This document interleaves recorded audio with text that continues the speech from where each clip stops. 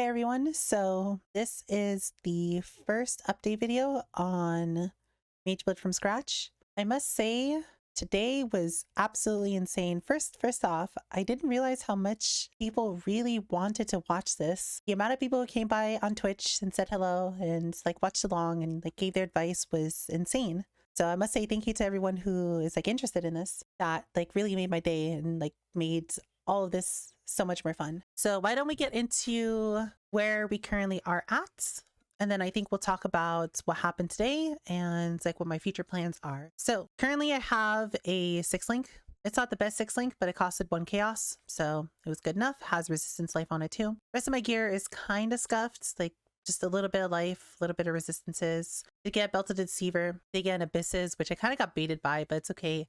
Did get a Praxis and then just some more random gear here and there. So we're currently starting Terminus Est. I know I said I wanted to go Savior Paradoxica, but can't really start with that as Savior and a decent Paradoxica is about 100, 120 C. So we have to start with something else, and Terminus Est is probably the next best thing. I do need to quality this, I know, but whetstones are kind of hard to find. So I'll quality it once I get some more whetstones. So why Terminus Est? It just is a really good PDPS weapon to start with. Movement speed's really nice as well. And Frenzy on crit is really good. Even though we have like 5-10% crit chance. Sorry, it's about like 10-11%. Because Cyclone's attacking 9 times a second, it's really easy to keep permanent Frenzy charge uptime. And because of that, we can also pick up Disciple of the Slaughter, initial Frenzy Charge, and we can get quite a lot of free scaling just from Terminus Est. So I actually want to tell a story about this. If you weren't there, this is one of my favorite items in the game now, period. This specific Terminus Est. So how did we manage to obtain this since this was the first item I bought? Well, first I got an ALK to drop, and I decided, let's go to bulk item exchange and see what people are currently selling for an ALK, because I was trying to get a chance to be able to buy Cyclone to be able to actually start playing the build. So I was hoping maybe I could find someone who's trading ALKs for chances for some reason, but I found someone who was trading an ALK for a Rusted Legion Scarab, and I knew the Rusted Legion Scarab was at least 1 chaos, and an ALK is like a 1/6 of a chaos, so it was a great deal. So I bought that, the singular Rusted Scarab, and then I went and started looking for Terminus Est. I messaged people and then I begged them, because I got a Quillbrain as well a little bit later, and I asked them, would you please either take a Quillbrain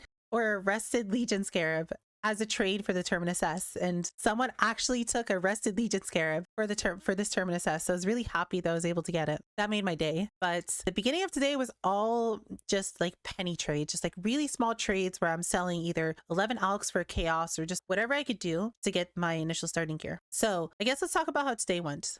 Well, because I pre-leveled this character all the way to Kitava, and because I like killed Kitava, and like I decided that I should add some sort of challenge to this to make up for the fact that we didn't level. And what I ended up doing was I decided to completely get rid of all my gear. So if you watch the VOD of today, I started with a naked duelist that had no ascendancy at level 63. And the first thing I did was immediately go to Act 1 and find some random weapon off of the ground and find some random white items to vendor to get a wisdom scroll to be able to buy Molten Strike. And then with Molten Strike, I got another wisdom scroll, got Ancestral Strike, and then I went to Act 3 and started murdering things in Act 3, farming blue items. With those blue items, I was able to start getting some transmutes that allowed me to get some more upgrades. I got some lucky yellow items here and there that were upgrades and whatnot. I believe I got a really good 2-handed axe, which allowed me to scale a little bit faster. Then I saved up an ALK, I got Anger, and then with Anger, I was able to start farming Act 5, if I'm not mistaken. Did a little bit of Act 5 farming, and eventually it all built up to the ALK drop, which then allowed me to, you know, swap it for a Terminus Est. And then with the Terminus Est, I was able to do my first lab. We did it with Terminus Est on a 3-link Molten Strike with all white gear. It was something. It was fun to do though. From there, I did my first lab and I got Brutal Fervor. I thought, since my goal was to immediately rush Blood Aqueduct farming, that Brutal Fervor is probably going to be my best option to be able to keep me alive through it. It did help quite a lot. And as soon as I got Terminus Est and like a 4-link, I was using a 4-link helmet for a little bit. We were able to start doing Blood Aqueduct farming. I think I did that for about an hour or so. Got some random rares, got a little bit more money, and then I was able to also buy a few more items. And then I tried one map. It didn't go very well. So then we went back to do some more Blood Aqueduct farming, and then Sushi raided me, which was insane. And then a little bit after Sushi's raid, I was able to finally have enough gear to be able able to do maps. I think I went as soon as I got my 6th link and in Abysses. I then tried to do my 2nd and 3rd lab, and I was not res capped. I was trying to do 2nd lab with negative like 20 all resistance. And the first room for lab today was the golems that, like, if they walk up to Azaro, they like imbue him. And I didn't realize, because in the 2nd room, the golems are there if you don't kill them. And I just got chunked and died 3 times repeatedly in that room. And I wasn't realizing what was happening. And it was the golems at their elemental damage, because I had negative resistance. They were just like straight up one-shotting me. So then I realized to focus the golems. Next run, I killed the golems as the first thing. And then the rest of the run was pretty easy to do. It was a very scuffed 2nd lab, but it was kind of a fun challenge. And it was a good time. After that, I was able to start mapping. We did a little bit of map progression. So what I'm doing for maps is I decided to unspec my whole Atlas tree. I have all my points, and I'm trying,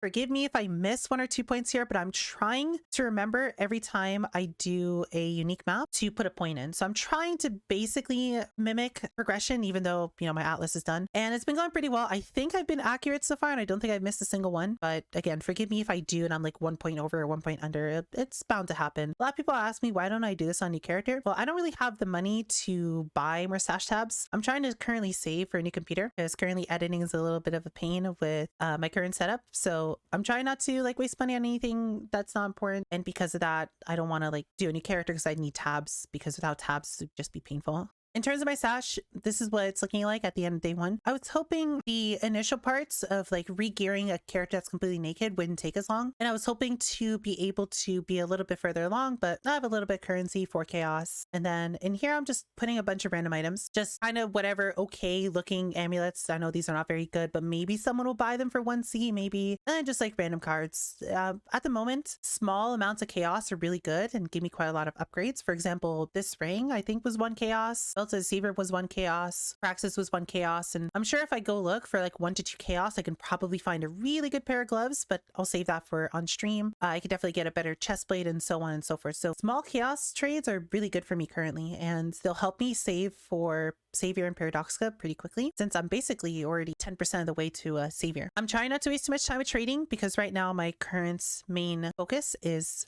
Atlas progression. What I want to do for tomorrow to make some money is I want to get both of these nodes to sustain maps a little bit easier. And then I'm going to pick up all the essence nodes. So we'll pick up additional essence, we'll pick up chance for 3 essences, and then I'm going to path to the left, pick up crystal resonance, pick up the other 2 map sustain nodes, and then come up here and get amplified energies. So there'll be another 25-ish maps. After that, I think I'm going to stop map progression for a little bit. And what I'm going to do is I'm going to farm white maps with essences. So essences don't scale with map tier. A tier 16 essence gives you the same exact essences as a tier 1 essence monster, assuming you have crystal resonance and amplified energies. And because of that, essence farming is actually best in slot to do in a tier 1 map, because the essence monsters are substantially easier. And since essences are worth quite a lot right now, that's my current goal. I decided what I'm going to do for watchstones is typically every season I just buy carries for them anyway, because I want to progress through my Atlas really quickly, and I usually play a squishy character that can't do the bosses day 1, day 2. So I just pay someone 50 to 100 chaos per watchstone to carry them. Obviously I can do Exarch and Eater Worlds on my own, but the way I'm going to unlock my watchstones this time around is I'm just going to pay a div each time for them. So if I want, for example, the Decayed one, I'll just get a div, I'll shove it in here in my other currency tab, and then buy for myself. And what my goal for tomorrow is going to be, once I get all the essence nodes, is to start farming essences a little bit slowly, farm a div, pay 1 div for a voidstone, and then start using elevated essence sextants. They're about 40 chaos each, and they add 2 extra essences per map, as well as corrupting most of the essence monsters inside of the maps. With that, I should be able to make quite a lot of money, and my goal is to eventually swap over to Savior of Paradoxica, get some decent gear, make my build feel pretty good, because I can farm at least 3-4 div an hour doing that in white maps. And I'm hoping by the end of the day, I'll have enough money to feel comfy in tier 16 maps, then pay for the rest of the watch zones, boost myself into tier 16 maps really quickly. And then I think I want to go over here to the left and spec into blights. This is something I did at the start of the season, is farm blights in maps for blighted maps and golden oils. And since golden oils are worth a lot of money right now, and it seems like the craze behind blights in map farming is over, blighted maps have gone back up in price at least a little bit 14s and 15s aren't very good, but 16s are at least 16 toxic sewers, like 15 chaos each. So I'm sure I could make a little bit more money with that. And I'll have all my essence nodes too. So I'll be able to do essences and blade at the same time. And I'm hoping with that I can hold maybe 5-6 div an hour. After that, I haven't really thought too much about what I want to do. I think I'd want to do some altar farming after a few hours of blights and essence farming. I think with about 10-15 div, I'll have a character that feels really strong, really fast, and is pretty tanky to do some like really quick tier 16 like out can go maps, maybe with some sanctums or something. And my plan is to do that for a little bit. I think at one point I want to maybe do winged sexton farming as well. I think that'd be really fun, but I'm trying to do quite a lot of methods. I don't want to sit here, since people did come by my stream and ask this. I know I could just sit here and just roll awakened sextons for one day. And if I did that, I could just afford my Mageblood, but that's lame and I don't want to do that. I want to have a variety of farming methods. I don't want to just do one method for the next 30 hours and get my Mageblood that way, because, you know, if I sat here and did something that made me 10 div an hour for 30 hours, that's 300 div, and then boom, I have my Mageblood. But I don't want to do that because I think that kind of goes against the whole point of this series. And I just want to try a bunch of different things. So we'll see how that goes. But I think that's pretty much all I have to say for day one. As I said, amazed by the support. People are really into this series, and tomorrow should be even more fun. My build is currently not super fast, but it's very tanky for the amount of health I have in white maps, and the damage is starting to definitely ramp up. We went from taking 20 seconds to kill a rare monster, because my god, I didn't expect them to actually nerf Impale this hard. Mind you, I haven't played melee in 3 years.